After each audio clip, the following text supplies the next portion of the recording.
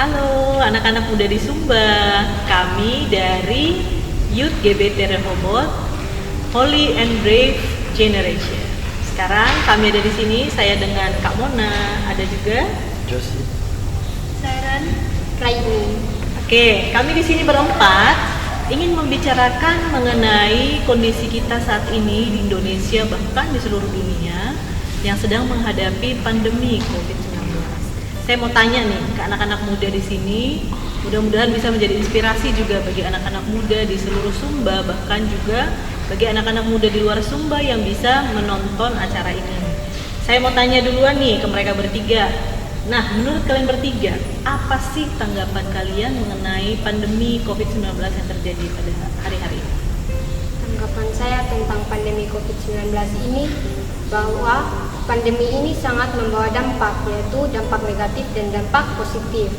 Dan dampak negatifnya itu dapat menghambat kegiatan baik dalam bidang pendidikan, transportasi, ekonomi, dan keagamaan. Dan dampak positifnya itu dapat membuat sebuah keluarga tahu bagaimana pentingnya kesehatan dan kebersihan, dan dapat membuat waktu lebih banyak lagi dengan keluarga. Bagus sekali, betul ya. Walaupun kita akhirnya mungkin tidak beraktivitas seperti biasa, tetapi kita akhirnya punya lebih banyak waktu dengan keluarga. Oke, kalau menurut yang lain? ya seperti yang dikatakan Raini, hampir semua jawaban sudah bisa disimpulkan dari jawaban Raini. Ya seperti aktivitas kita semua terganggu, sekolah, ibadah, semua terganggu gara-gara COVID ini. Tapi ada hal positif yang kita dapat ambil dari COVID ini, kita jadi memperhatikan kebersihan diri kita sendiri. Betul sekali ya. Oke, jadi menurut kalian hal-hal apa sih yang berubah setelah kejadian ini, setelah kondisi seperti ini? Hal apa yang harus berubah dari kita?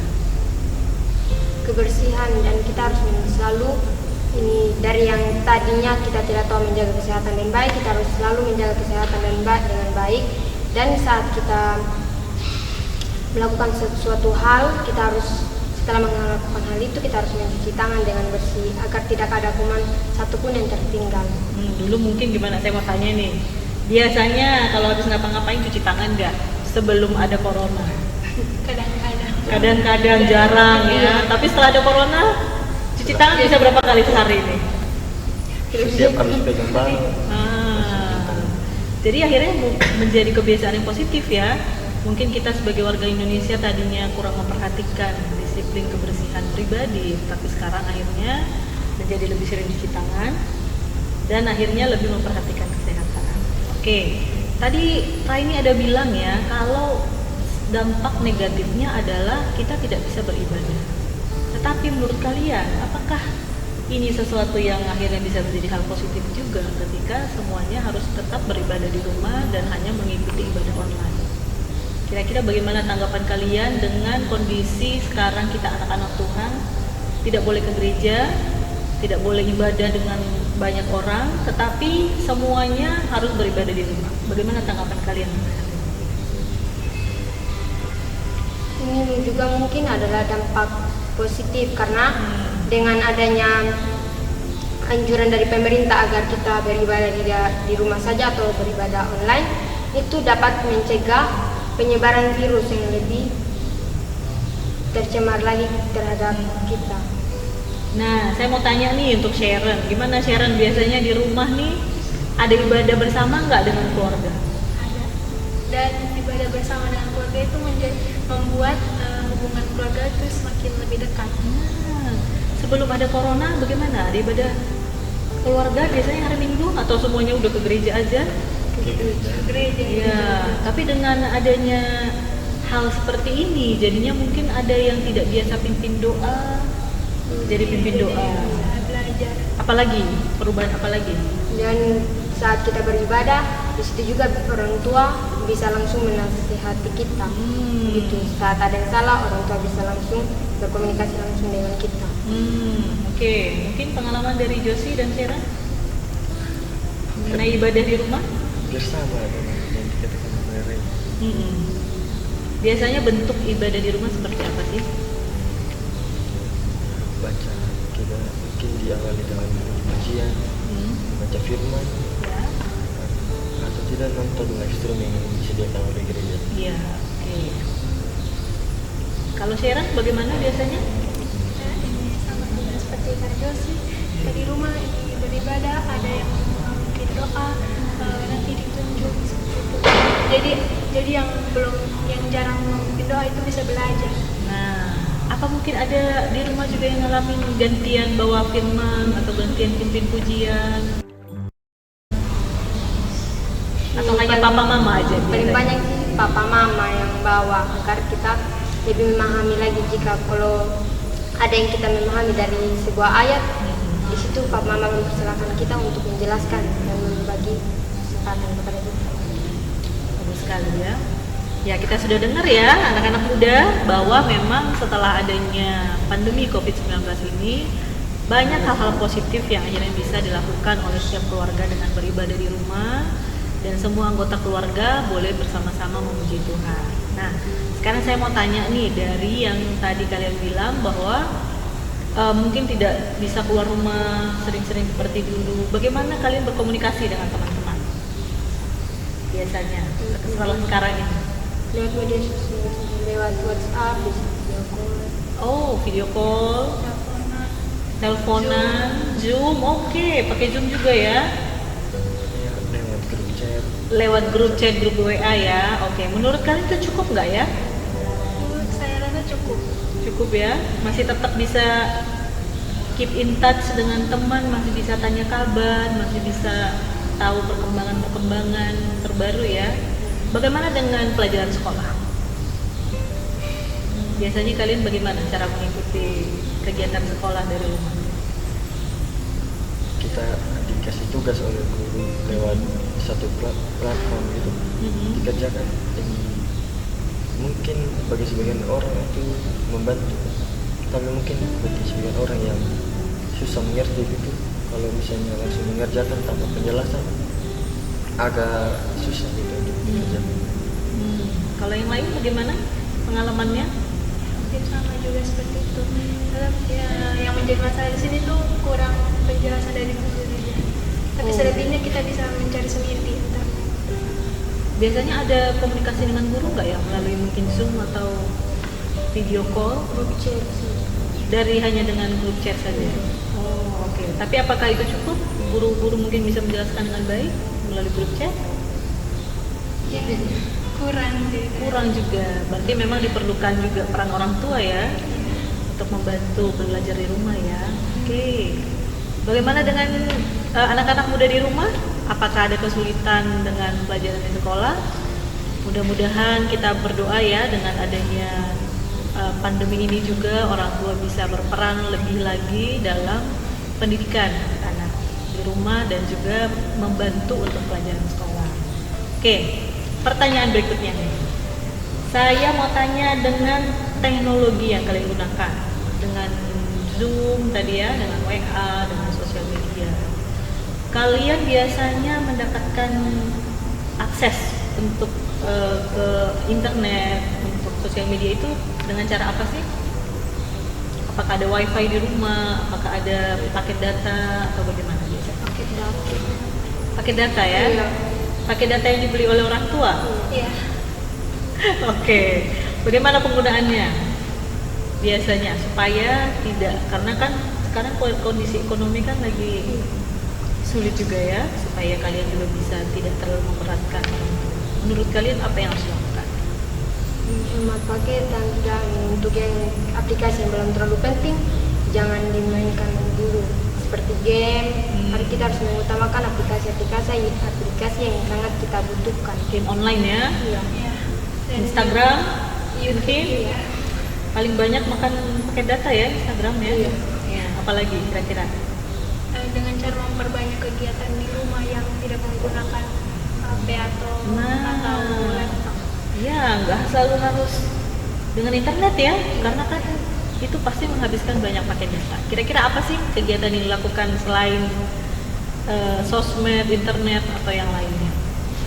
Bisa untuk belajar memasak dengan adik atau dengan Oh, belajar memasak. Biasanya sudah belajar masak apa nih di rumah nih?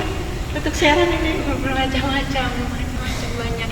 Wah, oke. Mungkin lain kali kita bisa bawakan juga untuk ini ya, praktik memasak ya di acara kita ini ya. Oke. Selain memasak apa lagi? Ini saat menyelesaikan kegiatan atau aktivitas masing-masing, pada sore hari kita bermain bola bersama di halaman rumah. Sekalian olahraga ya. Iya. Supaya tidak menjadi kaum rebahan.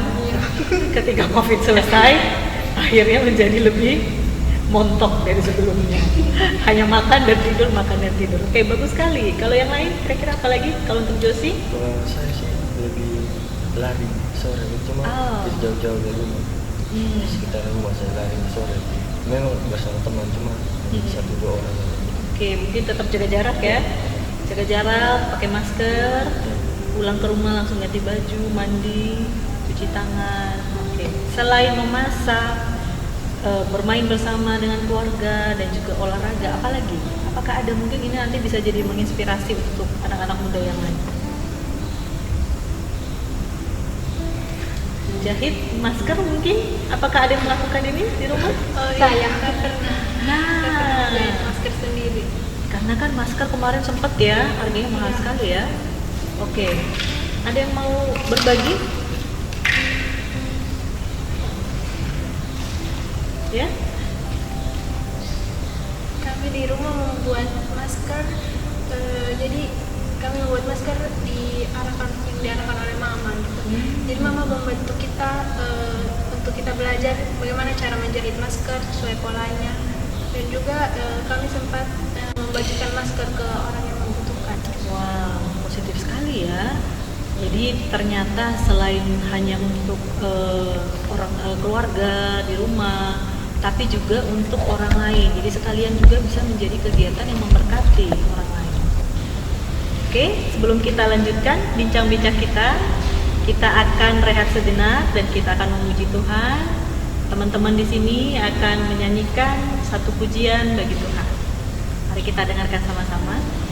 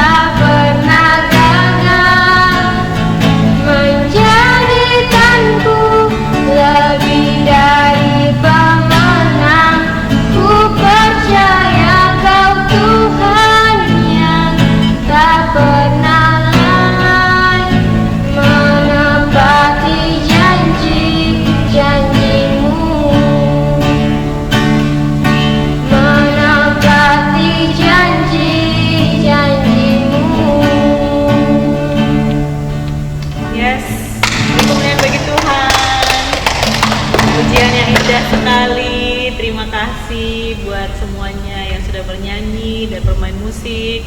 Sekarang kita lanjutkan kembali bincang-bincang kita. Nah, oke, sekarang kita coba bicarakan mengenai hal yang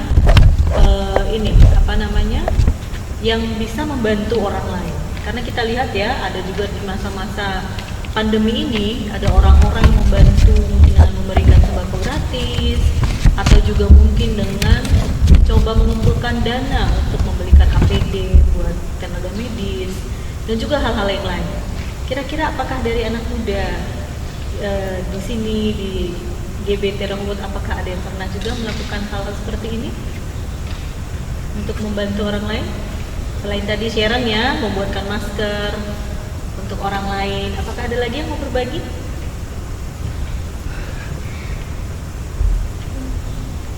Oke, jadi hanya membuat masker ya, tapi mungkin kita nanti bisa melakukan hal-hal yang lain. Membuat masker sebenarnya kan tidak sulit ya. Nah, nanti kita akan mencoba pikirkan apa yang bisa kita lakukan untuk memberkati orang lain melalui apa yang bisa kita lakukan. Oke, sekarang saya mau tanya dong untuk kalian, kira-kira apa sih pesan-pesan yang bisa kalian sampaikan kepada sesama anak-anak muda yang sedang menonton acara kita ini? Silakan. Pesan saya bagi anak-anak muda harus selalu menjaga kesehatan, karena WHO Indonesia telah mengatakan bahwa anak muda itu sangat berpotensi tinggi dan dapat menyebabkan kematian karena terinfeksi dari virus ini. Dan virus ini juga belum mempunyai vaksin untuk mencegah virus ini, Kita untuk mengobati ya. Ya, mengobati juga. Oleh karena itu kita sebagai anak muda harus saling mendukung dan mengajak keluarga atau saudara-saudara kita agar selalu menjaga kesehatannya dan menaati peraturan pemerintah. Ya, oke, mantap sekali Raini. Bagaimana dengan Sharon? Ya, untuk anak muda yang di Sumba itu saya sarankan untuk menaati peraturan pemerintah dengan diam di rumah dan menghindari keramaian. Untuk tidak sering-sering hangout dengan teman-teman dan untuk menahan diri untuk di rumah saja. Menahan diri di rumah saja. Oke, Sharon. Josie, silahkan. Untuk teman-teman sekalian, seperti yang sudah dikatakan oleh kedua teman saya, kita harus menjaga kebersihan dan tetap di rumah saja. Jangan jadi orang yang melawan dan yang mengakibatkan kerugian bersama. Kita diam di rumah untuk kita juga, untuk kesehatan kita masing-masing, maksudnya Sama-sama mencegah. ya sama-sama mencegah lah.